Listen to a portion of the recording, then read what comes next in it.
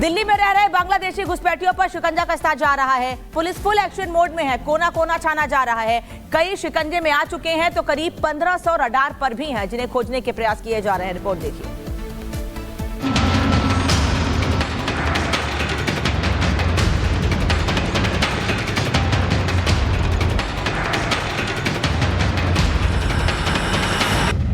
घुसपैठ गैंग तगड़ा एक्शन। घुसपैठिए अब नहीं बचेंगे। घुसपैठ के साथ किसका हाथ। दिल्ली में अवैध घुसपैठियों के खिलाफ ऑपरेशन जारी है। पुलिस झुग्गी झोपड़ी से लेकर दिल्ली के कोने कोने में रोहिंग्या और अवैध बांग्लादेशियों को ढूंढ रही है। पुलिस कह रही है दिल्ली में रहना है तो कागज दिखाना होगा। बांग्लादेशी घुसपैठियों पर शिकंजा कसने के लिए दिल्ली पुलिस अपना स्पेशल ड्राइव ऑपरेशन रोहिंग्या चला रही है और झुग्गी झोपड़ियों में रह रहे घुसपैठियों की तलाश की जा रही है। इसके लिए उनके दस्तावेजों की जांच की जा रही है। भारत में जंगल के रास्ते ये लोग आते हैं और वहाँ से ट्रेन से ट्रैवल करके या फिर बसों से ट्रैवल करके ये लोग दिल्ली पहुँचते हैं। जब यहाँ पर ये आ जाते हैं तो ये नेक्सस जो है साहिल, रंजीत, अफरोज और सेंटू शेख जो मेन आदमी था, इनके साथ मिलकर ये लोग अपने फर्जी आधार कार्ड डॉक्यूमेंट्स बनाते हैं और यहीं पे रहना स्टार्ट कर देते हैं। कालिंदी इलाके में झुग्गियों में रहने वाले लोगों के लिए स्पेशल ड्राइव चलाई गई। आधार कार्ड, पहचान पत्र समेत कई दस्तावेजों की जाँच की गई। अब तक 8 बांग्लादेशी नागरिकों को धर दबोचा गया। वहीं फर्जी दस्तावेज बनाने वाले गैंग के 11 आरोपी भी गिरफ्तार किए गए। बांग्लादेश में किसी का नाम आ रहा है, उस वाले एंगल पे हम लोग काम कर रहे हैं। हमारी टीम गई हुई है ऑलरेडी, उस एंगल पे काम करा जा रहा है। और इनके बांग्लादेशी आई कार्ड्स भी हमको मिले हैं, जो ओरिजिनल बांग्लादेश के इनके आईडी कार्ड्स बनते हैं और डेट ऑफ बर्थ सर्टिफिकेट बनते हैं, वो भी हमने रिकवर कर लिए हैं। 4 नकली वोटर कार्ड भी मिले थे, 21 आधार कार्ड मिले थे और 6 पैन कार्ड मिले थे।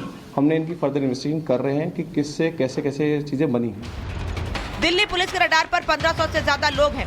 हालांकि इस पर सियासत भी जमकर हो रही है। बीजेपी घुसपैठ के लिए आम आदमी पार्टी को जिम्मेदार बता रही है तो आम आदमी पार्टी भी फ्रंट पर आकर पलटवार कर रही है। दिल्ली में अवैध घुसपैठियों पर एक्शन को जिस तरह सियासी रंग दिया जा रहा है, इससे इतना तो तय है कि 2025 के विधानसभा चुनाव में रोहिंग्या बड़ा मुद्दा बन चुका है। अब कौन सा दल इसे अपने वोट बैंक में भुना पाता है कि तो चुनावी नतीजों से साफ होगा। लेकिन ये भी तय है कि दिल्ली में बांग्लादेशियों के खिलाफ एक्शन से कट्टरपंथी गैंग में खलबली मच गई होगी। Bureau report, Republic Bharat. और भारत में कौन कौन से राज्य हैं सबसे ज्यादा प्रभावित है बांग्लादेशी घुसपैठियों से, ये आपको बता देते हैं।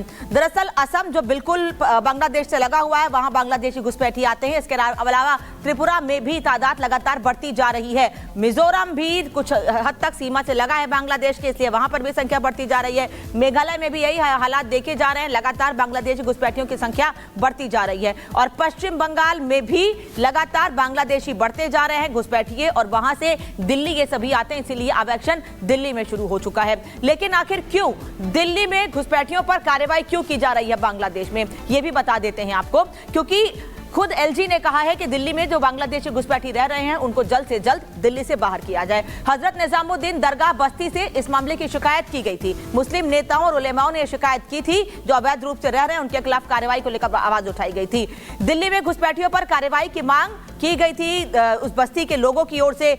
पत्र में घुसपैठियों को नौकरी नहीं देने की मांग भी की गई थी। घुसपैठियों को किराए पर घर न देने की अपील भी उस पत्र में की गई थी। बांग्लादेशी घुसपैठियों से जुड़ी जानकारी मांगी गई थी और एलजी ने भी 2 महीने में अभियान शुरू करने के निर्देश दिए थे और उसी के निर्देश के आधार पर ही ये कार्रवाई की जा रही है।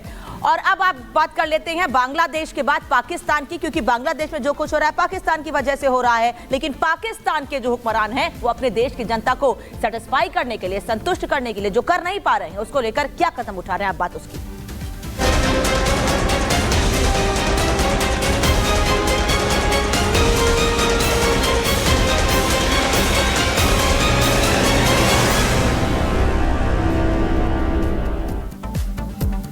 पाकिस्तान में खाने के लाले पड़े हुए हैं, खाने पीने के लाले हैं। कर्जे के दम पर किसी तरह कर्जे भर सूद भरा जा रहा है कर्जे को लेकर, लेकिन भारत से बराबरी करने के चक्कर में बदहाली में है और चीन से हथियार की डील करने निकल चुका है पाकिस्तान। कैसे तंगहाली में शहबाज तबाही का सामान जुटा रहे हैं, इस रिपोर्ट से देखिए।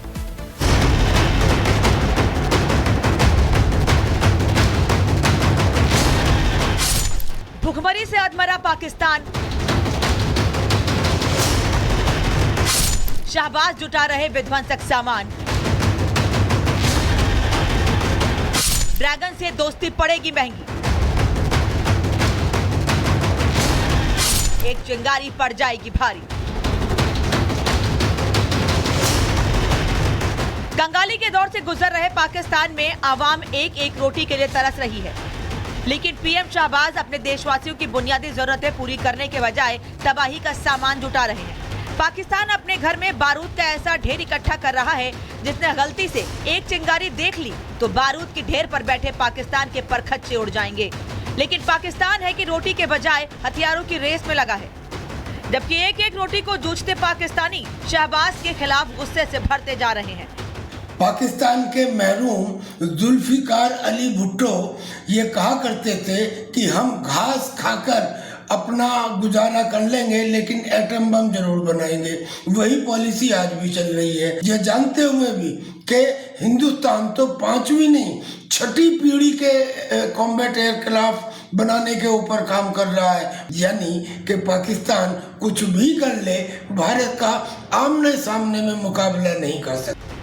पाकिस्तान को गर्त में पहुंचाने वाले हुक्मरानों को ये अच्छे से पता है कि पाकिस्तान की जनता को अगर उनके कारनामों की खबर लग गई तो उनका पाकिस्तान में जीना मुहाल हो जाएगा।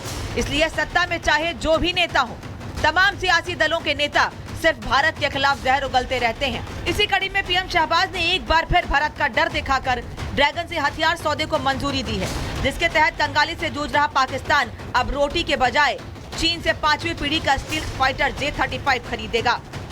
शहबाज को उम्मीद है कि चीनी हथियारों की बदौलत वो आवाम के सामने ये साबित करने में कामयाब होंगे कि पाकिस्तान ने भारत की बराबरी कर ली है।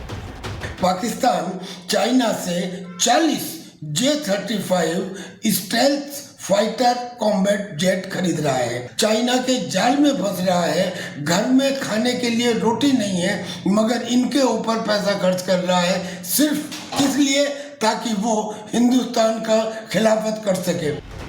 पहले से ही चीनी कबाड़ इकट्ठा करके मुल्क को चीनी कबाड़ का डंपिंग यार्ड बना चुके शहबाज एक बार फिर चीनी माल ऑर्डर कर चुके हैं।